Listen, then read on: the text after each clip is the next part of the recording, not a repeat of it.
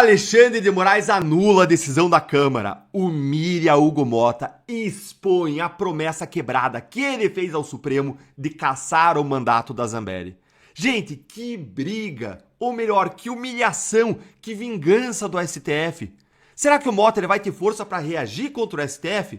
Vem comigo que eu vou te contar todos os bastidores desse caso que revela muito sobre o Brasil. Qual foi a promessa do Motta para os ministros do Supremo? Por quê e como foi que o Motta ele não entregou o que prometeu, quando isso é tão valorizado na política, cumprir as suas promessas? E eu vou te contar sobre a vingança do STF e como que o Motta pode responder para a corte, para o tribunal. Bora então direto ao ponto que hoje o dia tá fervendo.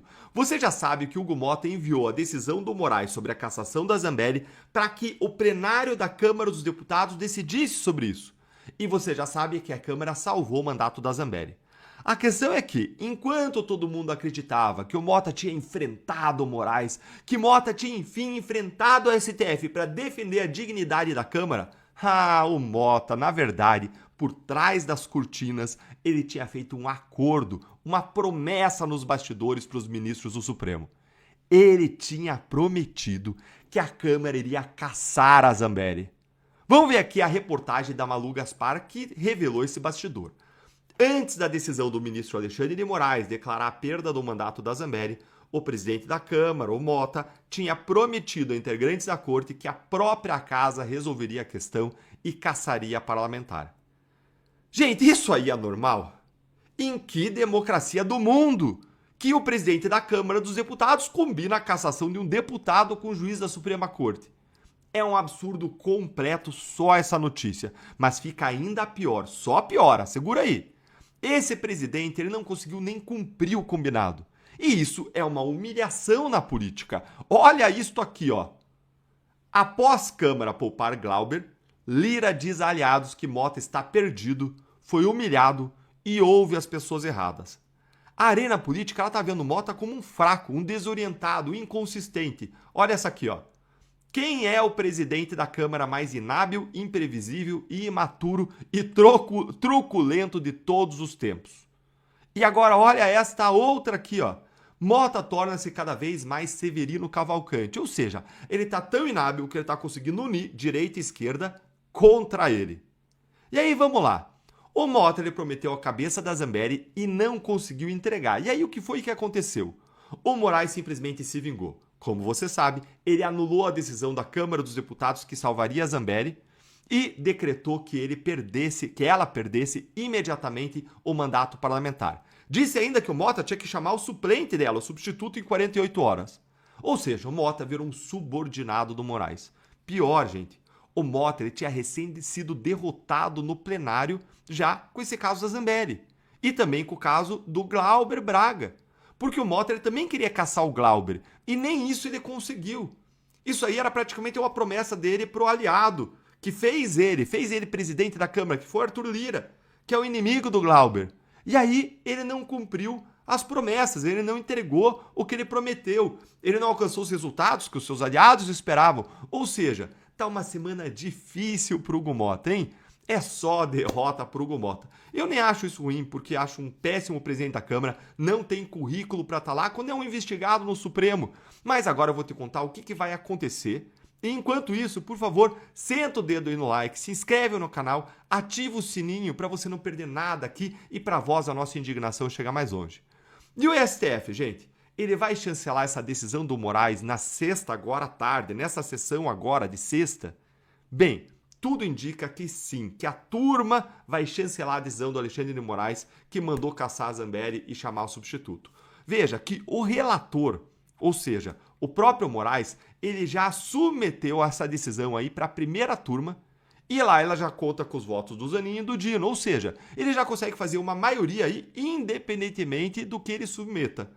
Agora, se o STF chancelar essa decisão, o Motta ele se transforma de fato e de direito em um subordinado do ministro Alexandre de Moraes. Vai se transformar em um inábil, num humilhado publicamente e reconhecidamente. Se o Moraes mandar caçar alguém e ele caça, se o Moraes manda nomear alguém e ele nomeia, se o Moraes faz, pinta e borda, ele cumpre. É o que ele acabou se tornando. E como que ele vai reagir, hein? Como ele vai reagir se ele mesmo tinha feito a promessa que ele quebrou? O STF, na teoria, ele até teria que discordar da decisão do Moraes, porque, como a gente viu no nosso vídeo anterior, eu recomendo que você vá lá e assista, não existe jurisprudência ou norma da Constituição que dê suporte para essa interpretação que o Moraes deu para a Constituição, para essa decisão que atacou diretamente o presidente da Câmara e a mesa diretora da Câmara dos Deputados. De acordo com a Constituição, é a mesa da Câmara, da Casa Parlamentar, que deve encerrar o mandato do parlamentar e não o ministro Alexandre de Moraes. Mas o que o Hugo Motta ele pode fazer como resposta? Bom, como que ele pode bater de volta, Deltan? Agora eu vou te contar. O Motta, ele pode, em tese, destravar toda a pauta de controle do STF que está parada lá na Câmara. Como, por exemplo, o projeto que restringe as decisões monocráticas dos ministros do Supremo, que já passou no Senado e está parado lá na Câmara. Mas o Motta ele vai fazer isso quando ele mesmo descumpriu a sua promessa, com que moral? E quando ele é investigado no Supremo, como que ele vai avançar contra o Supremo? E você, o que você acha? A Motta vai reagir para tentar recobrar aí um pouco da sua dignidade, da sua relevância, da sua importância, ou ele vai colocar o rabo no meio das pernas e vai fingir de morto, hein? Me conta aí qual que é a sua opinião nos comentários. Urgente! Alexandre de Moraes esmaga a Câmara dos Deputados e ordena a cassação de Zambelli. Quem que tá certo nessa história, Deltan? Alexandre de Moraes, o imperador do Brasil, mais uma vez atropelou o Congresso Nacional e humilhou Hugo Motta. Ele simplesmente, gente, anulou a decisão da Câmara de salvar Zambelli. Como assim, Deltan? Pode isso? Isso não instaura aí um impasse entre os poderes por causa da Zambelli? E mais importante, como alguns jornalistas me perguntaram e eu vou te contar no final, quem que tá certo e quem tá errado nessa história? Então, meu bom dia para você que não desistiu do Brasil, apesar de ver a nossa Constituição sendo rasgada todos os dias. E meu muito obrigado, porque nós precisamos de mais gente como você. Vamos então aqui direto ao ponto. A Carla Zambelli ela foi condenada pelo STF pela invasão ao sistema do CNJ. E aqui, sem entrar no mérito se a condenação está certa, errada, se houve ou não perseguição, eu quero que você entenda uma coisa. Vejam aqui o que o Moraes disse no voto dele pela condenação. Olha aí, ó. Diante do exposto, decreto a perda do mandato parlamentar nos termos dos incisos 3 e parágrafo 3º do artigo 55 da Constituição Federal, que deverá ser declarada, presta atenção nessa palavra, declarada pela Câmara, pela mesa da Câmara dos Deputados. Então o Moraes ele decretou a perda do mandato porque a Zambelli ela foi condenada a cumprir uma pena de prisão no regime fechado por mais de 120 dias. Isso significa que ela teria um número de faltas lá na Câmara, de ausências, que é superior ao número de faltas que gera a expulsão do parlamento. Porque um deputado ou senador tem um número máximo de faltas que ele pode ter. Ele tem que trabalhar, né, gente? A ideia é a seguinte: como que ele vai trabalhar se ele estiver na prisão em regime fechado? Não dá, não tem como. Aí o STF enviou essa condenação para a Câmara cumprir, porque é o que está lá na Constituição. Dá uma olhadinha aqui no que diz aquele artigo que o Alexandre de Moraes citou, que é o artigo 55, inciso 3 e parágrafo 3º. Dá uma olhadinha aqui comigo. Perderá o mandato o deputado ou senador, olha ali, inciso 3º, que deixar de comparecer em cada sessão legislativa a terça parte das sessões ordinárias da Casa a que pertencer, salvo licença ou omissão por esta autorizada. Dá uma olhadinha aqui no parágrafo 3º. Nos casos previstos dos incisos 3 a 5, a gente está falando aqui do inciso 3, a perda vai ser declarada, presta atenção nessa palavra, declarada pela mesa da Casa respectiva, de ofício, ou seja, por iniciativa própria, ou mediante provocação de qualquer dos seus membros, partido político, assegurada ampla defesa. Vocês entenderam? No caso do inciso que o Moraes usou, o inciso 3º, a Câmara ela tinha apenas que declarar a perda do mandato, ou seja, não tinha que decidir nada, mas apenas ali colocar um carimbo, dizer, ó, tá perdido o mandato dela, algo bem burocrático. Mas o Hugo Motta, ele não entendeu assim. Ele achou que isso era rebaixar a Câmara. E aí qual foi a decisão do presidente da Câmara? Ele decidiu submeter o caso para o plenário, ou seja, ele disse que ele não iria apenas declarar a perda do mandato. Veja aqui na tela o que ele fez. Aí, ó, esse documento que eu vou te mostrar é o documento aqui que você vê oficial, que você só vê aqui no canal com seus próprios olhos. O Hugo Motta, ele enviou o caso com uma representação contra a Zambelli, e aí ele mudou o inciso que deveria ser usado. em vez do inciso 3º do artigo 55, que falava sobre a questão das faltas na Câmara, que foi o que o Moraes colocou no voto, o Hugo Mota usou outro inciso, que é o inciso 6º, que eu já vou te mostrar daquele mesmo artigo 55 da Constituição. Essa alteração, gente, ela muda tudo. Porque se no parágrafo 3º do artigo 55 que a gente viu, usado pelo Moraes, diz que a perda do mandato é apenas declarada pela mesa, o outro inciso usado pelo Mota, o inciso 6º, diz que a perda do mandato deve ser decidida, deve ser votada. E que inciso é esse aí que o Mota invocou, hein? Vamos voltar aqui para a Constituição, olha aí comigo, ó.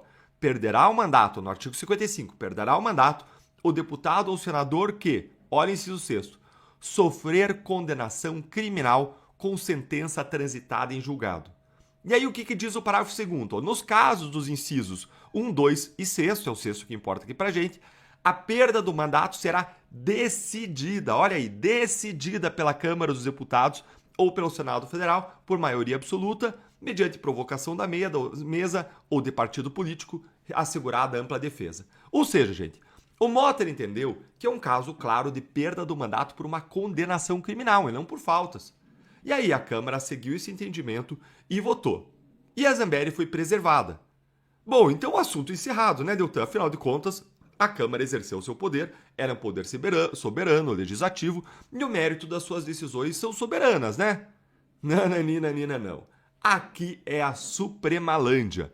Adivinhe, o ministro Alexandre de Moraes ele anulou ontem a votação da Câmara e determinou que a Zambelli perdesse o mandato. Essa decisão do Moraes de ontem vai ser submetida hoje ao plenário ali do Supremo Tribunal Federal. Vai ser submetida à validação do plenário ou da turma. Vou dar uma checadinha depois confirmo para vocês. Ou o plenário, a turma ali vai... Acho que é a turma. Sim, a turma vai confirmar ou não, vai analisar isso. E tudo indica que vai confirmar a decisão do Alexandre de Moraes que determinou a perda do mandato e anulou a decisão da Câmara.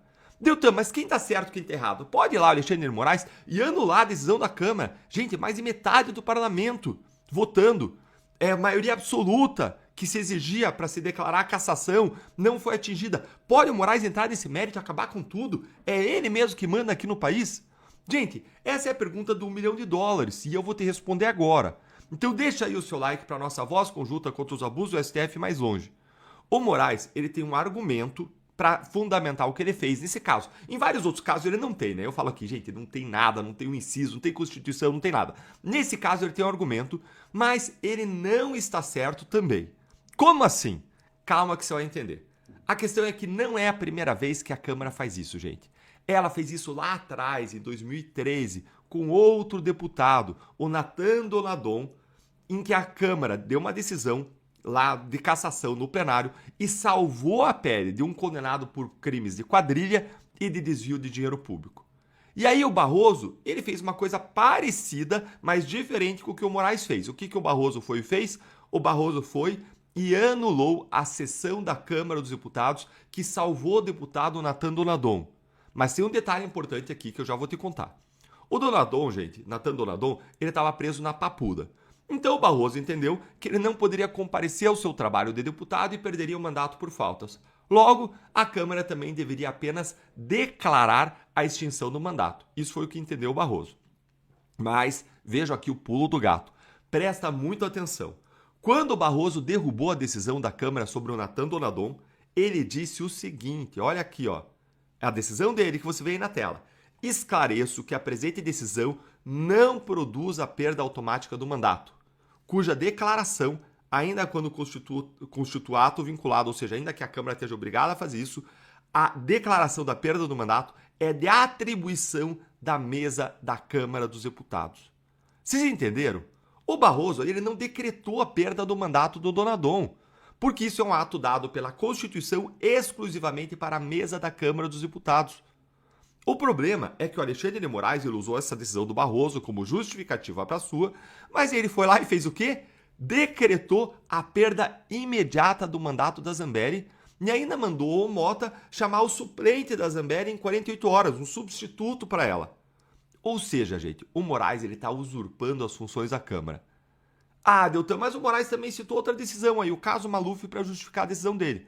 Sim, é verdade, o Moraes cita brevemente um processo em que o Maluf foi condenado na primeira turma do STF e no qual o Fachin determinou que ele perdesse o mandato também.